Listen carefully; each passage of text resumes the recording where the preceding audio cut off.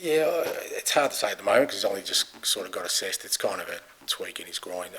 Look, the initial reports is that it's not serious, which means there's a chance for Sunday. So that tells me that it's nothing significant. Now, if he doesn't make Sunday, I'd assume he'll be right for after that because that's where we're at. But at the same time, he's kind of just come off a long flight. You never feel great anyway, so we'll see how he goes training tomorrow. They'll probably give us the best indication. Just on Bentancur, obviously something's going to be hanging over him, so potentially a long ban.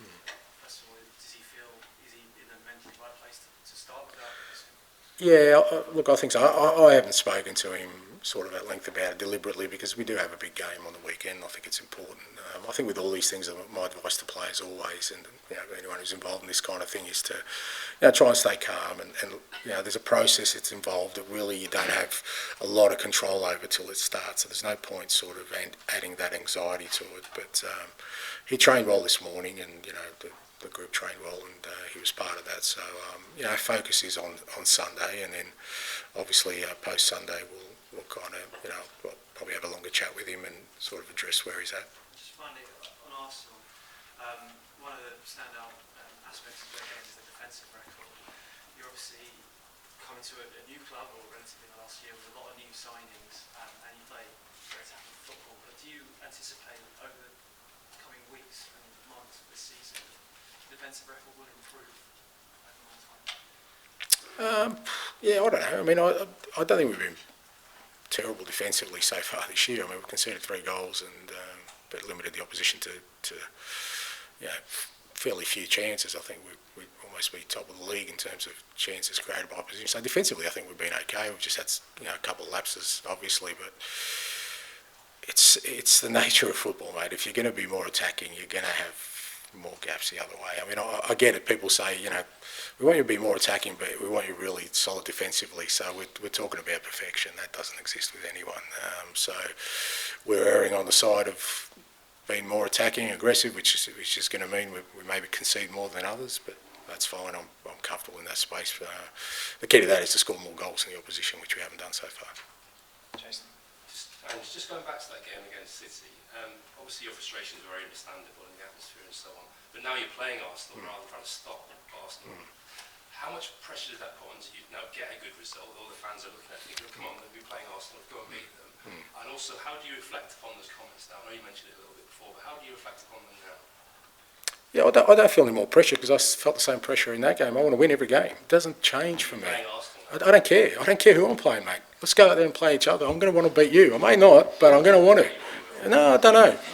You look pretty solid to me. A bit more fit. So, but I just want to win, mate. It doesn't change for me. And I think the key to success is I really would hate to think that I've got players in the dressing room who want to win this game more than any others, or prepare differently, or try harder in this game than any other, because that's not the way forward.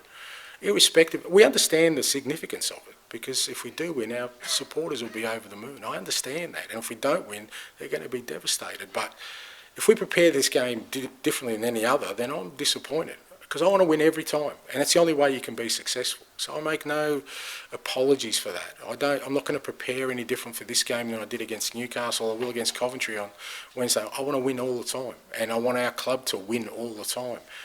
And if you do that, then yeah, when you beat your rivals in a big derby game, everyone gets excited and everyone feels great. But I want more than that. That's not what I'm after. Do you think the fans need to get over that as well, then? No, I don't. Fans can. I've said a million times, fans can feel the way they want to. It's their club. They can be as happy or as disenchanted or as optimistic or as pessimistic as they want. That's my role, is to try and give them a team that gives them hope, belief and joy. That's it. But I'm not going to tell them how to feel, or whether if they want to win this game more than any other game, then good on them. That's up to them. But it's not me. It's not who I am. Do you feel like you can do with a big win against a big team to restore some faith in what you're trying to do? Restore some faith with who? Well, from the audience, the people from the outside, supporters. I'm just thinking, okay. Flying start last season, Yeah. Problems in the middle, which we kind of all understand. Yeah. You haven't really won a big one since Villa, which seems like a while. Yeah, well, we had a summer in the middle, so So look, I don't know. Look, I mean, I'm not really sure. Look, if people have lost faith, in what we're doing, then again, I cannot let that be my guide to what we're doing. My guide is what I see on a daily basis, the way we play our football. The way the team's growing, and I'm as optimistic and as bullish as I've ever been. Is it important to win big games? Absolutely, I want to win big games, but it doesn't. Again, we won some big games early last year. It doesn't mean that that's going to get you to where you want to. There's got to be a consistency in approach, but I haven't. There's nothing I've seen that's made me waver in my belief about what we're doing.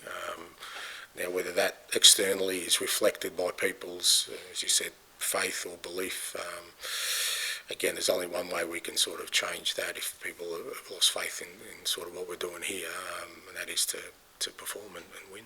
Do you believe in such a thing as like one win being bigger than another? I know you sort of... No, I don't, because I know that teams that win things win all the time. They don't pick and choose. You can't pick and choose. Small teams do, because that's where the only true victory relies, because they think, well, we can't win the competition, but if we get a couple of big scalps. Mate, I was with Australia for a long time. That was the mentality, let's knock off a big gun because we can't win a World Cup. I don't subscribe to that. Winners go, you know what, who's in front of us, let's win. And that's the way I am, that's the way I think. So I don't think one win is bigger than any other or more significant than any other.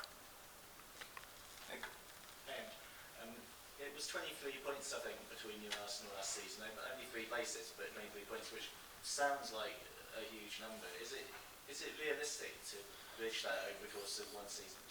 Don't know, but it's a fair reflection. I think you're right. I mean, that's what I looked at the end of last year. As much as, we finished 5th, not far off, game off 4th, but when you look at the difference between us and the top 2, top 3, there's still a significant gap there that we need to bridge, and that's what I'm trying to bridge. And no, that won't happen quickly, but at the same time, I think we need to chip away at it if we want to. Because I get it. Everyone talks about final positions, and if we finish 4th, that's an improvement on last year. But if we finish 4th and 25 points behind, have we really bridged the gap to where ultimately our destination is? So then no. So there is a difference between us but again, they're further down the road than us as well.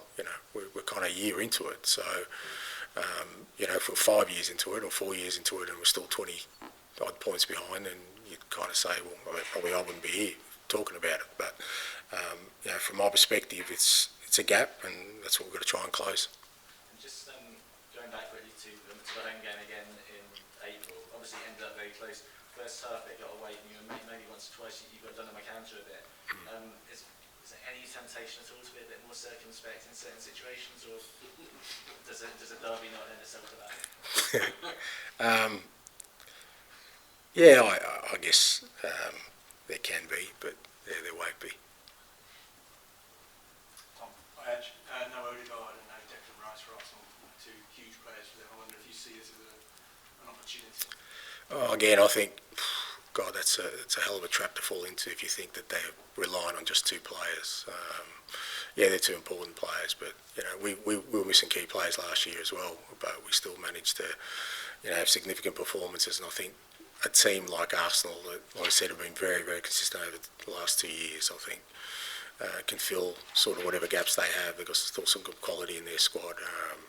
I think the key for us, like I said, is the focus on our performance. When we play well, and we certainly have played well in the first 3 games, and a little bit more sort of clear-headed in both boxes in our work, then we're a match for any team, and that's what we've got to think about on the weekend. Not sort of, I think if you go into there thinking, they're going to be somehow weak, and I think you're going to get punished. I think we go in there thinking and believing they're going to be very strong, which I think they will be, and we've got to be at our best, but we know at our best, and playing the football we can match it with them. I think it was around this fixture as well. There was a lot of talk about the set piece record, and I think Arsenal scored from a set piece in that game.